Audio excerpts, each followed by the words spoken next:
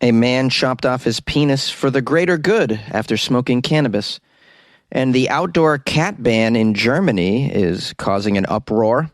Tennessee became the first state to make public camping a felony. These are the weird stories for Tuesday on Weird AF News, the only daily weird news podcast hosted by a comedian.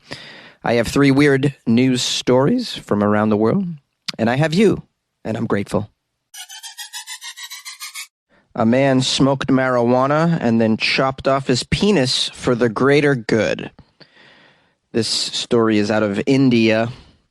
Multiple don't do drugs campaigns show the harmful effects of using drugs, as you know.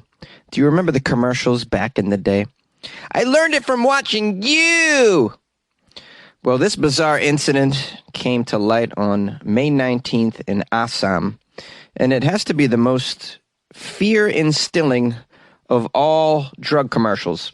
A man named Sahahul Ali was under the influence of cannabis and chopped off his penis.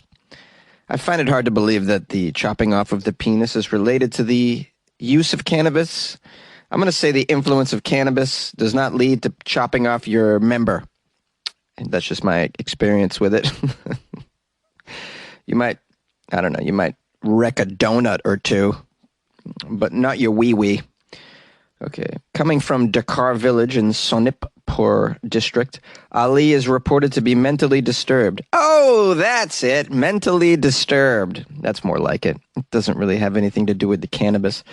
This is, it's a little misleading, the title of the article. It should say, mentally disturbed man chopped off his penis, and he also smokes cannabis. That's what the title should be. It says here, Ali smoked cannabis and in the state of psychosis cut off his penis. Ali not only consumes cannabis, but has also used other hard drugs. Oh, no kidding. He's also used other hard drugs. The man cut off his member. Yeah. It says the psychosis episode that cost him his organ took place under the influence of marijuana. No, it didn't. No, it didn't. Very little influence of marijuana is related to cutting off your organ. There's other things going on. But you can try and believe that if you want. Now, Ali gave an interview with the Times because apparently he's very proud of what he did. I wouldn't let anybody interview me. I would run and hide if I cut off my own penis. But some people just want to go viral and they don't care why. Doing dumb stuff like this. Ali explains that smoking cannabis is considered a sin in his religion. Sure, I'm sure it is. It's considered a sin in a few religions. It's not considered a chemical that leads to you cutting off your private part. That's for damn sure. Ali says he cannot do without this drug. Hence, he chopped off his penis to repent for his sins. Oh, okay, so indirectly related to his cannabis. But also, really more related to his strict religion and dogma, These strict ideologies place a lot of pressure on individuals. It's hard enough to be a person, and then you got this religion hanging over your head saying, don't you do that, don't you touch yourself, don't you look at another woman, don't you try that cannabis, don't you drink the Budweiser, man, these are all sins. And now the guy cuts off his penis to repent. They're always telling you to repent. No, I don't want to repent. Here's a quote from Ali. My religion does not allow me to take the cannabis. After I smoked it, I was worried that something bad was going to happen to society. Wow. To society? My goodness. That's not a very good extrapolation. He says, I chopped off my penis for the greater good and to repent my action. Wow. There's a video of him. I don't want to watch it, man. This is a sad situation that a man cut off his penis and he didn't need to. Now, also being interviewed was his son, who mentioned that Ali is mentally unstable and he did such a bizarre thing out of fear of religion. Ali's friend mentioned that he has been indulging in such strange scenarios for many years now, including one time in 2003 when he reportedly spent a night with a lion. Spent a night with a lion? Wow. Yeah, this guy's got a situation and he needs help, really. Now, you would think that this was just one isolated incident, but no. In February, a man from Thailand also cut off his entire penis with a scissor after he smoked 2 grams of marijuana. Well, I need more information about that as well. I'd like to know what's going on there as well. Perhaps some mental disability or the influence of strict religion once again. Orthodox religions, they just strike the fear of God into their followers. Who knows what they'll do in order to repent? Even cut off their wee-wee or their nipple. I mean, goodness knows marijuana doesn't make you do these things. I mean, you might cut up a nice lasagna. Yeah. Don't we love lasagna when we're high? Yes, we do. In Germany, there's an outdoor cat ban, and animal welfare organizations are up in arms about this. Cat owners in the German town of Waldorf have been ordered this week to keep their pets indoors, including their cats, until the end of August in order to protect a rare bird during its breeding season. The decree is designed to help save this bird. It's called the crested lark, or in Boston, the crested lark. This crested lark makes its nest on the ground and is therefore easy prey for feline hunters specifically. So the town wants you to keep your cats indoors during this mating or nesting season. The bird's population in Western Europe has actually declined sharply in recent decades, which is why they're concerned. Although it is listed as a species of least concern in Europe by the International Union for Conservation of Nature, other people give a damn, apparently. Authorities in Waldorf said, among other things, the survival of the species depends on every single chick. Now, the pet inside rule applies to all cats in the southern part of the city, and it will be repeated for the next 3 years for the months of April, May, June, and August. Owners risk a fine of €500 if their cat is found roaming outside on the streets and could be slapped with a penalty of up to €50,000 if their cat injures or kills one of these crested larks. Well, they're very serious about this. They'll give you a big, strict fine. So what do you do with a cat? Keep it indoors? Yeah, keep your cat indoors, apparently. If you live in Waldorf, this question is no longer in your hands. You got to keep your cat indoors or you're going to get fined. But for those in other areas, the answer may not be so clear-cut. Ooh, the story's taking a turn. Here's a quote from a Deutsche Tierschutzbund, which is Germany's largest animal welfare organization. I'm going to try and pronounce it again. Deutsche Tierschutzbund. Tierschutzbund? Tierschutzbund. Tierschutzbund. Tierschutzbund? Tierschutzbund. Tierschutzbund. I think I nailed it on that last one. Here's a quote from this place. Suddenly preventing cats that are used to going outside from doing so means immense restrictions and much stress for the animals. The negative influence of cats on the population of songbirds is in any case controversial, and to our knowledge has not yet been even proven for the crested lark in Waldorf. So how about that? They haven't even proved it. So you keep the cats indoors, you can't even prove it. Now, the organization supports measures to protect this bird, but believes no animal can be treated as a second-class citizen. That's right. Animals have human rights in some instances, or they're trying to do so, trying to give that elephant rights in the Bronx Zoo, according to the story I covered yesterday on Weird AF News. On the Weird AF News, we're covering animal rights. The quote continues, defining domestic cats as culprits for the endangerment of certain bird species also means letting them take the blame for the fact that humans have destroyed habitats and food supplies for wild species over a very long period of time, thus threatening their existence. Other experts claim that the influence of agriculture, monoculture, insect mortality, and increasing land development is actually greater than that of the cats hunting the birds. It's a greater endangerment for them. These causes are caused by humans. It would be better to fight the actual causes than to blame our cats for all of this. You might be wondering, in general, are cats a danger to certain wildlife? Well, the debate over whether cats should be free to roam can be a controversial one, apparently. The European pet food industry found that 26% of all households in Europe own at least one cat. This inevitably leads to a quarter of the population having strong feelings on the matter. Now, a lot of people own cats in Europe, like a quarter of them. That's crazy. Not my kind of culture. I'm more of a dog person. A study in 2013 estimated that free-ranging domestic cats in the U.S. alone kill around 2.4 billion birds and 12.3 billion mammals annually. However, the authors acknowledged that unowned cats cause the majority of this mortality, not your actual household pet cat. We got some more recent figures from the Mammal Society saying that cats in the UK catch up to 100 million animals over spring and summer, including 27 million birds. The most frequent caught species of bird, according to them, are house sparrows, blue tits. Blue tits! That's a bird. Huh. Blackbirds and starlings. Despite these statistics, the UK's largest conservation charity, RSPB, says that there is no clear scientific evidence that this is causing bird populations to decline, though. They're saying that many millions of birds actually die naturally every year, mainly through starvation, disease, or other forms of predation. So it is likely that most of the birds killed by cats would have died anyway. All right, so, this entire time I'm reading this article, I'm just thinking about how house cats do go out and roam around in decrepit environments. Like, your cat goes places you don't even want to know. I don't understand the allure of that. Like, I would never let my cat leave the house if I had one. Who knows what your cat's bringing back? Rats, birds, diseases. Your cat's out there doing who knows what, probably smoking that reefer, and then comes back all nasty. I don't know. I don't know how people can deal with that, to be honest. I mean, it's bad enough the cat is pooping in your domicile. Like, in your living space, your cat is pooping. You're allowing that. Now, you're going to allow your cat just to go out and drag back some dead mice that might have scurvy. I don't know if mice have scurvy, but it's a concern.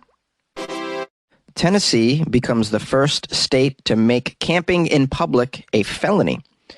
Miranda Atnip lost her home during the pandemic after her boyfriend moved out and she fell behind on the bills. Living in her car, the 34-year-old worries every day about getting money for food, finding somewhere to shower, and saving up enough for an apartment where her 3 children can live with her again. This is very sad. I didn't anticipate such a sad intro to this story. Okay, she's living in a car with 3 children, so she's trying to camp and is not allowed, it sounds like. There's a lot of camping going on in Los Angeles. It is definitely allowed. You should come here, honey. Come out here, Miranda. She has a new worry in her state, because Tennessee is about to become the first state to make it a felony to camp on local public property, such as parks. Here's a quote from her. "Honestly, it's going to be hard. I don't know where else to go." That's it. That's the quote. It's not very uplifting. I apologize. Let's find out what her plan is and what's going on in Tennessee. What made this happen? It's now a felony. Tennessee already made it a felony in 2020 to camp on most state-owned property. In pushing the expansion, Senator Bailey noted that no one has been convicted under that law and said he doesn't expect this one to be enforced very much either.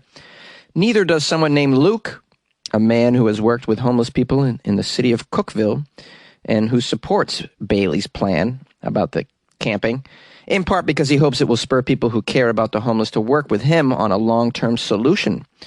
Because sleeping in a tent outside is not a very good solution. It actually snows in Tennessee, from my understanding. You can't be outside in certain states all year round. You just cannot. I mean, among other things, just, sleeping out there, you're just exposed to all sorts of dangers. Now, the law requires that the violators receive at least 24 hours notice before an arrest. The felony charge is punishable by up to 6 years in prison. That seems pretty excessive. 6 years in prison for being in a tent? Come on, Tennessee. Here's a quote from this guy, Bailey. "It's going to be up to them prosecutors if they want to issue a felony, but it's only going to come to that if people don't really want to move and they refuse to move." After several years of a steady decline, homelessness in the United States began increasing in 2017. In case you've been living under a rock and don't know this. A survey in January 2020 found for the first time that the number of unsheltered homeless people exceeded those in shelters. Yeah, that's a huge issue, man. It clearly is like that in Los Angeles, where we have about 50,000 homeless people or more. Of course, the problem was exacerbated by COVID-19. Shelters were limiting capacity at that point.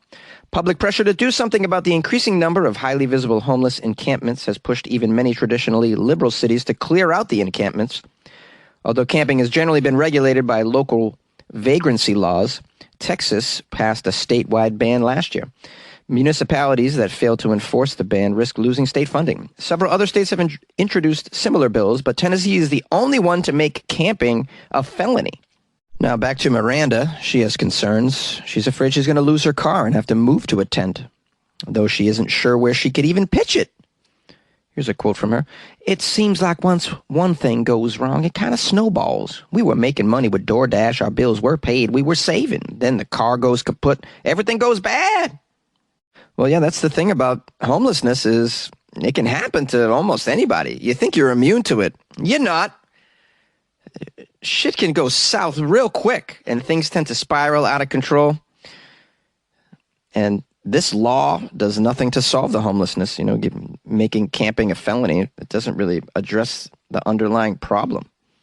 And having a felony on your record makes it harder to get back on your feet. It makes it harder to qualify for types of housing, harder to get a job, harder to qualify for benefits. You can't vote. I mean, the fallout of the felony, that's not helping anybody either. At the end of the day, criminalizing homelessness just makes more criminals. Do we need that? Do we need more of that? I mean, the prisons are already crowded as it is. Oh, Bob, we're getting really serious on Weird AF News. I took some sociology classes back in college, and so, I can kind of talk about these things and not sound like a total idiot. And, being in Los Angeles, I see what's going on with the homeless situation, and I don't see any resolution to this. I don't see a lot of help out there. I really don't. And the help that I do see is completely misguided. There's a whole movement to just offer them homes out here in LA. Just give them a homes. Well, you got to understand what we're dealing with here. A lot of mental illness. I see these people. I've lived among them for years now. This isn't coming from left field. I've been in the trenches. I lived in downtown LA for 3 years. You don't think I was around this stuff? You're dealing with some severe mental illness. If you gave a good portion of these homeless people here in Los Angeles a home, I'm telling you right now, after 2 days, they would just walk out and roam around. They are not with it, man. They're just not capable of taking care of themselves. What do you do about that? I don't know. Criminalizing stuff, though, doesn't really solve the issue, in my opinion. Maybe you disagree. Call my show, 646-450-2012. You like podcasts? You're listening to my podcast. Maybe you thought to yourself, I'd like to make a podcast. Too difficult. No, not with Anchor. Anchor has free creation tools that allow you to record and edit your podcast from your phone or your computer. Anchor distributes your podcast to Apple, Spotify, Stitcher, and more. They have advertising integration, so you can even make a little money off your podcast. Everything you need to make a podcast in one place. Download the free Anchor app or go to anchor.fm to get started. And good luck with your podcast. Good luck with your creation. Good luck with your life, man.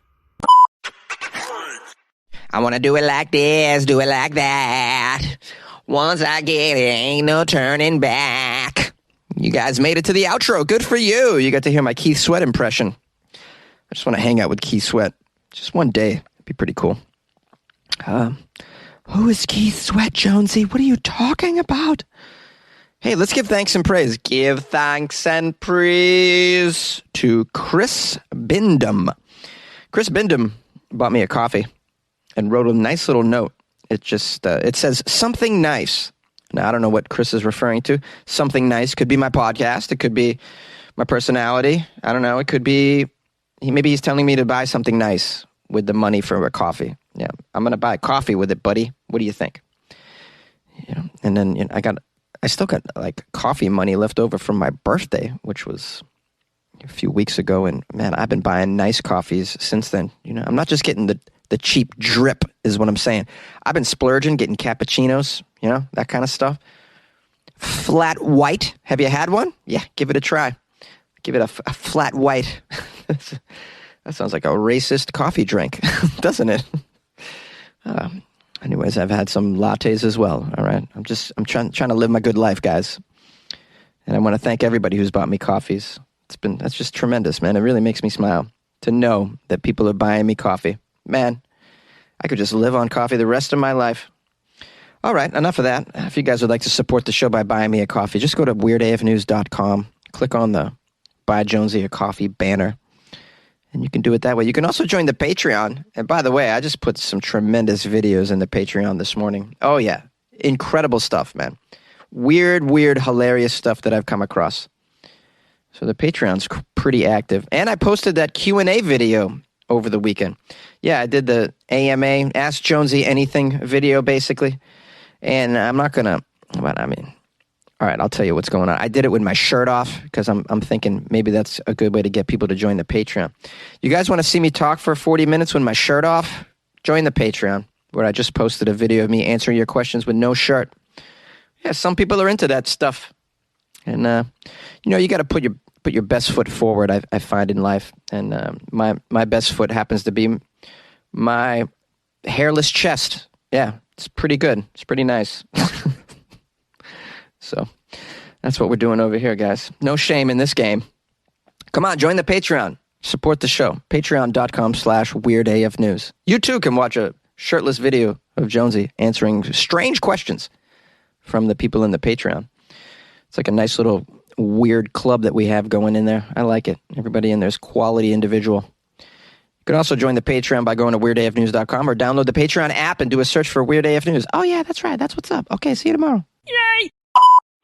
Hey, Jonesy. I love you. You dumbass. You may be public school educated, but even you know that Asian elephants are not from Africa. You sit down and think about it. But I'm going to let you off because I know you know that. Love you loads. Alexa. Hang up. Hey, Jonesy, this is Rebecca from Northern California, up in wine country. And I was listening the other night to the podcast with the story about teaching the kids in Chicago how to stop bleeding from gun wounds. And I was thinking, yeah, I mean, it's definitely awful that that's something kids would even have to think about learning. But if it's going to be happening around them, I actually think that having kids feel like there's something they can do about the problem will scare them less and create less anxiety than the anxiety of knowing it could happen and they would be totally helpless to do anything about it. So sometimes teaching kids these kind of things can be better for them in the long run mentally. And also, I'm hoping maybe it will get some of them interested in the medical field. Maybe they'll want to become nurses, EMTs, doctors, something like that. It might give them something to reach for. Everybody always does better when they have goals, at least in my opinion. All right, good luck with your life, man. Bye. Happy Florida Friday.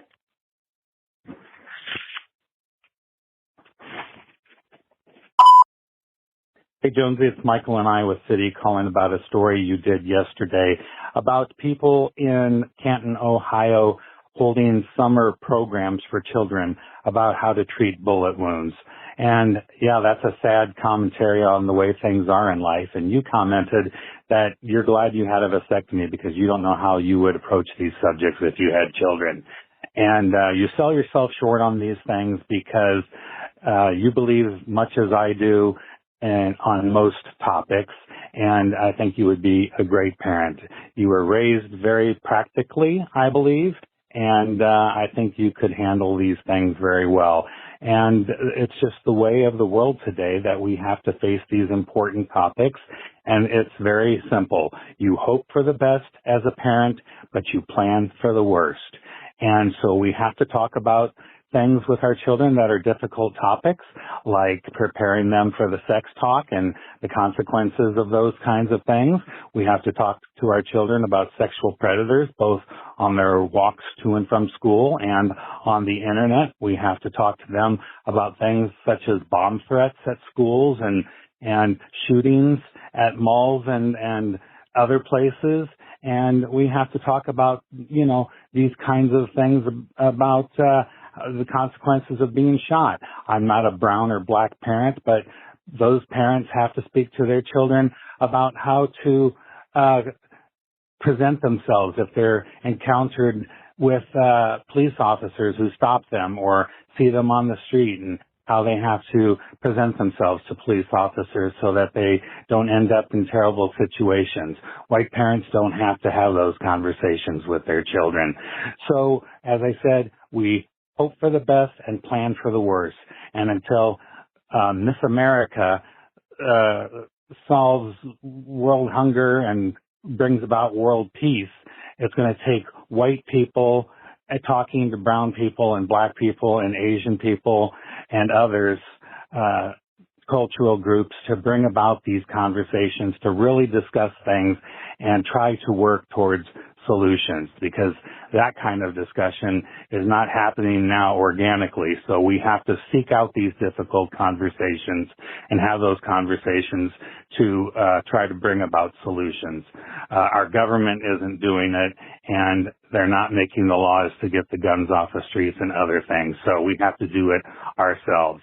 So everyone, say no to these hate crimes. Say no when you hear people talking about it. Call them out and do something about it that you can do. All right, everyone. Stay safe. Stay healthy. Jonesy, good luck with your life, man. You could do it as a parent.